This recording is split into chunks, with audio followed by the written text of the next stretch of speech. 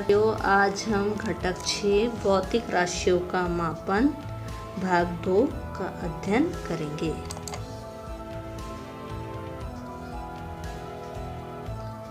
पहले भाग में हमने क्या क्या अध्ययन किया था। पहले भाग में हमने भौतिक राशि, द्रव्यमान, भार, अदिश राशि, सदिश राशि और प्रमाणित मापन का अध्ययन किया था। ठीक है, आज हम मूलभूत राशि, इकाइयों की अंतर्राष्ट्रीय पद्धति, अचूक मापन का महत्व और मापन में हो सकने वाली प्रमुख त्रुटियां का अध्ययन करेंगे। भौतिक राशि अनेक है, परंतु उनमें कई राशियों एक दूसरे से संबंधित है। उदाहरण, चाल या राशि, दूरी और समय इन राशियों का अनुपात है। यह हमने पिछली कक्षा में पढ़ा है। अब हम देखेंगे मूलभूत राशि। अनेक भौतिक राशियों में से कुछ भौतिक राशियों का चयन करके उनका प्रमाण निश्चित करना पर्याप्त है। उपयुक्त उदाहरण द्वारा तुम्हें स्पष्ट होगा कि लंबाई और समय इन राशियों का प्रमाण निश्चित करना योग्य है।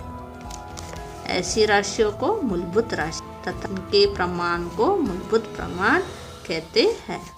अतः मूलभूत प्रमाण सभी के लिए उपलब्ध होना चाहिए, उनमें परिवर्तन नहीं होना चाहिए। ठीक है अभी, यानी कुछ राशि है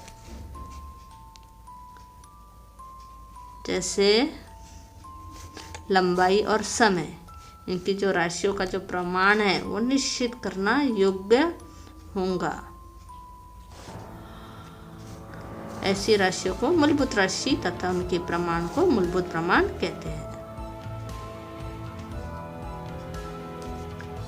यानी कुछ ऐसी भौतिक राशियां हैं जिनका चयन करके उनका प्रमाण निश्चित करना पर्याप्त है।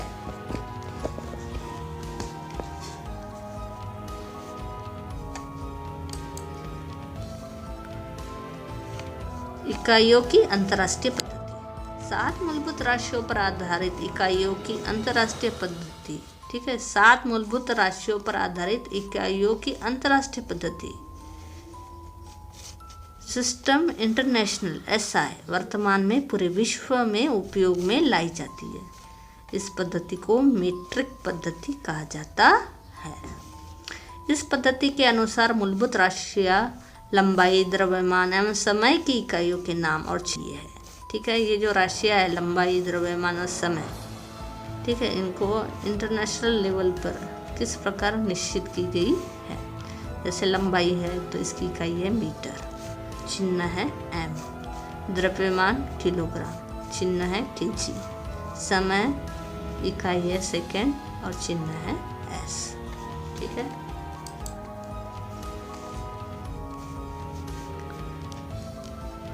अब ये चित्र दिख रहा है, ये आप निरीक्षण करना है। इस चित्र में गलत मापन पद्धति ढूंढना है। ठीक है,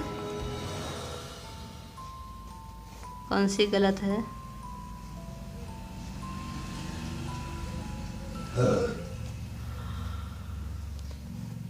दिख रहा है ना, ये हाथ से मापा जा रहा है, ये गिलास से मापन किया जा रहा है।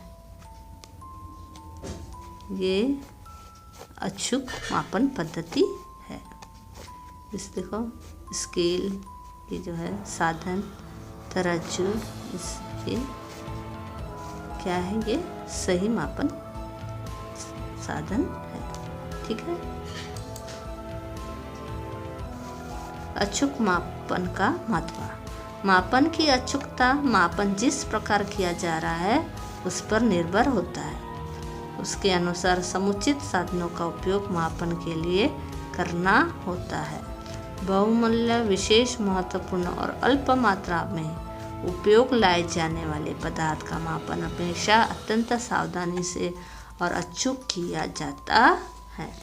तकनीकी में हुई प्रगति के कारण दूरी, द्रव्यमान, समय, तापमान जैसी इकाइयों का सूक्ष्म मापन भी अचूकता से करने वाले साधन अब उपलब्ध है।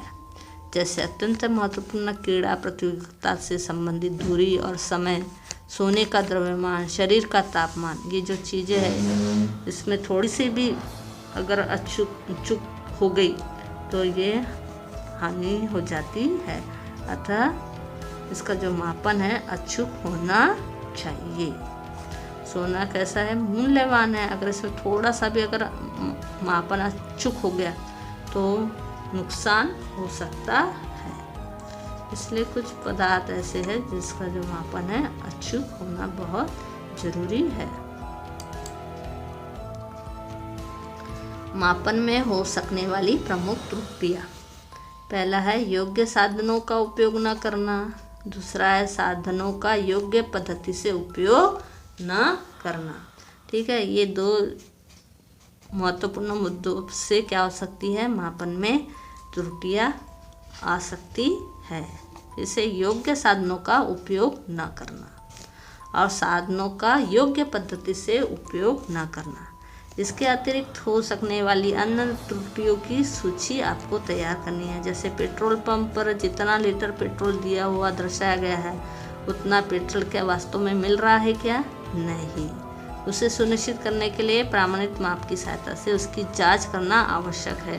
इसे ही प्रमाणीकरण कहते हैं। ठीक है, अभी आप पेट्रोल भरते हैं, ठीक है, अगर हमने उसका अगर माप किए तो वो बराबर उतना मिलता है क्या? नहीं। उसी प्रकार बाजार में बाटों तथा मापों में समय पर प्रमाणित करना आवश्यक है। उसी प्रकार आपने देखा होगा बाजार में जब जाते हैं तराजू में भी उसके जो बाट है उसमें भी कुछ ना कुछ उसमें त्रुटियाँ हो जाती है, जिससे क्या होता है हमको जितना हम बोलते हैं उससे कम वजन हमें प्राप्त होता है।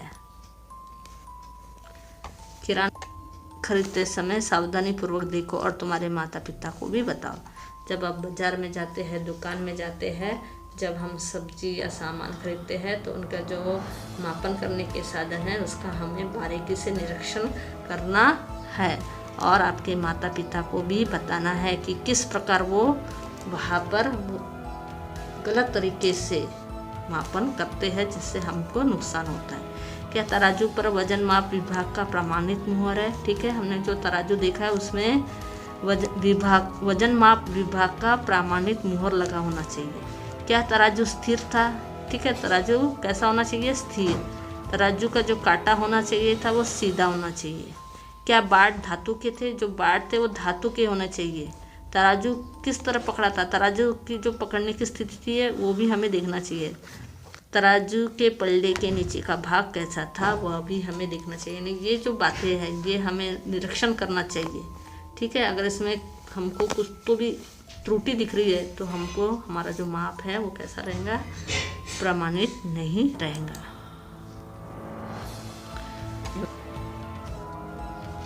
लाइक, सब्सक्राइब और शेयर जरूर कीजिए।